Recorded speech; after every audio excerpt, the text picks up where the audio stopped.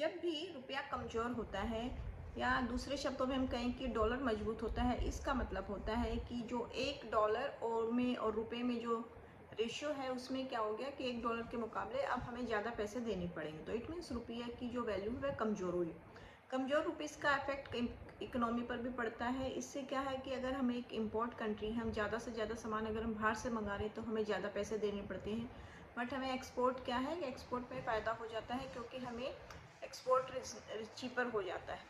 इसके अलावा अगर मान लीजिए जो स्टूडेंट है वो बाहर पढ़ रहे हैं तो उनका इम्पैक्ट ये होता है कि ज़्यादा फीस के लिए हमें ज़्यादा पेमेंट करनी पड़ती है। बट इंडिया की जो आईटी सर्विसेज वगैरह हैं उनको बेनिफिट होता है क्योंकि उनको अगर रुपया कमज़ोर है तो उनको पेमेंट अच्छी मिलती है। तो फार्मा में अगर आप इसका इन शॉर्ट हम कह सकते हैं, अगर हम इंपोर्ट कर रहे हैं तो इंपोर्ट महंगा हो जाएगा, बट एक्सपोर्ट है अगर हम कर रहे हैं तो उन चीज़ों के हमें अच्छी वैल्यू मिलेगी। अगर मान लीजिए हमारा इंपोर्ट महंगा हो गया तो उससे क्या होता है, चीज़ों के